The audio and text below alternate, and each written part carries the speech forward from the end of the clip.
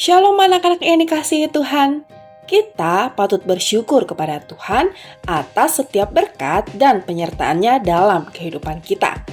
Anak-anak, sebelum kita beraktivitas, marilah kita merenungkan firman Tuhan yang terambil dari Keluaran 33 ayat 13 dan 14. Demikian firman Tuhan.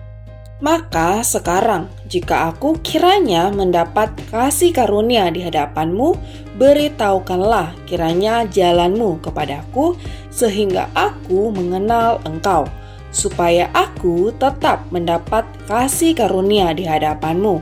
Ingatlah bahwa bangsa ini umatmu.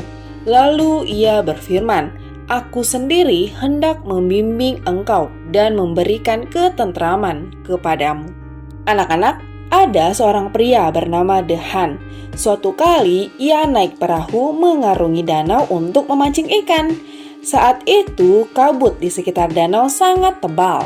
Setelah beberapa saat menyusuri danau dan berusaha memancing ikan, tidak seekor pun ikan menggigit umpan kailnya. Dehan pun memutuskan untuk kembali ke pondok tempat ia menginap. Setelah mendayung, sampailah ia di teluk kecil yang ia tahu bahwa pondoknya berada tepat di seberang teluk tersebut. Ia terus mendayung, lurus menyeberangi danau itu ke arah dermaga. Tetapi setelah 1 jam mendayung, ia terkejut karena ternyata ia mendayung perahu memutar dalam kabut dan kembali ke teluk kecil tempat tadi ia mulai mendayung. Dehan pun menyadari bahwa seharusnya ia menggunakan kompas, bukannya mengandalkan perasaan, ingatan, dan kepekaannya untuk menemukan arah. Anak-anak, dari apa yang dialaminya, Dehan pun teringat firman Tuhan dalam Amsal 3 ayat 5 yang mengatakan, janganlah bersandar kepada pengertianmu sendiri. Maksudnya, kita tidak boleh mengandalkan kemampuan kita sendiri karena tanpa Tuhan yang menuntun kita menerobos kabut kehidupan di hadapan kita, dan tanpa pimpinan Tuhan, kita hanya akan berputar-putar dan tidak akan mencapai tujuan kita yang benar. Anak-anak, dari kisah Dehan ini kita belajar bahwa setiap kita tidak bisa mengandalkan pengertian, kepintaran, atau pengetahuan kita sendiri. Kita harus hidup dalam tuntunan Tuhan. Mengapa kita harus hidup dalam tuntunan Tuhan?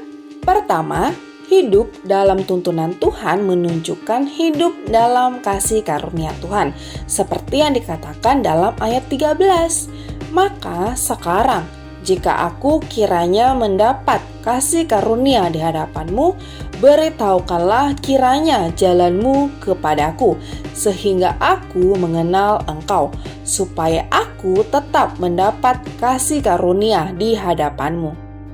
Anak-anak, firman Tuhan yang kita baca hari ini merupakan peristiwa di mana Tuhan Allah memerintahkan Musa untuk melanjutkan perjalanan menuju ke tanah perjanjian Kanaan melalui padang gurun.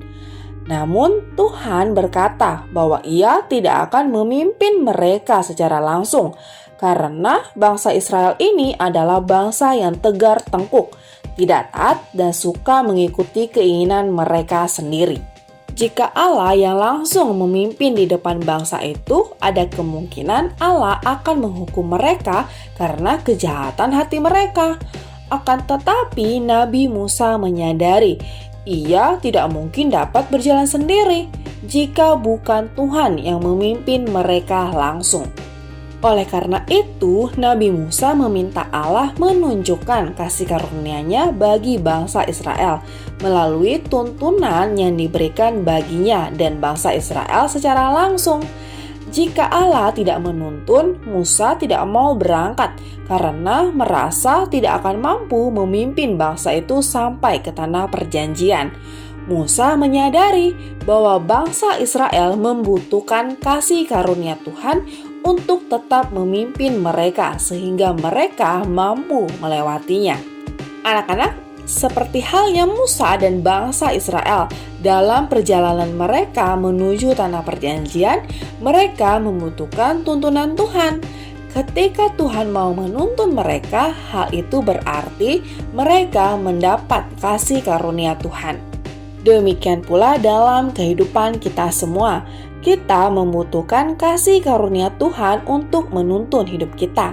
Dengan kasih karunia Tuhan yang nyata dalam kehidupan kita akan memampukan kita menghadapi setiap tantangan dalam kehidupan kita dan menuntun kita untuk mengerjakan kehendak Tuhan dalam hidup kita.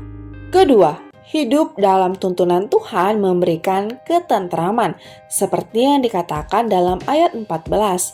Lalu ia berfirman, "Aku sendiri hendak membimbing engkau dan memberikan ketentraman kepadamu." Anak-anak, hidup dalam pimpinan Tuhan bukan saja menunjukkan adanya kasih karunia Tuhan bagi kita, tetapi hidup dalam tuntunan Tuhan juga diperlukan agar kita mendapatkan ketentraman.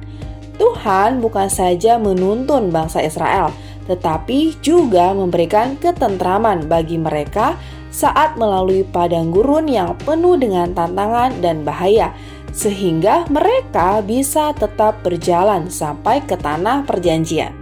Seperti halnya Tuhan menuntun dan memberikan ketentraman kepada bangsa Israel, demikian pula Tuhan juga akan menuntun dan memberikan ketentraman kepada kita anak-anaknya yang sungguh percaya kepadanya. Anak-anak, Tuhan tidak pernah berjanji bahwa kita yang percaya padanya tidak akan mengalami kesulitan. Kita bisa saja mengalami kesulitan. Namun ingatlah bahwa saat kita mau hidup dalam tuntunan Tuhan, saat itu kita mendapatkan kasih karunia Tuhan yang akan memberikan kita ketentraman melewati segala kesulitan yang ada. Oleh karena itu, ketika kita mengalami kesulitan, baik karena masalah di sekolah ataupun di keluarga, datanglah kepada Tuhan, mintalah tuntunannya dan hiduplah dalam tuntunan Tuhan itu. Maka kita akan tentram dan menemukan jalan keluar dari masalah kita. Anak-anak, marilah terus belajar hidup dalam tuntunan Tuhan supaya kita senantiasa hidup dalam kasih karunia dan ketentraman selalu ada dalam hidup kita. Amin.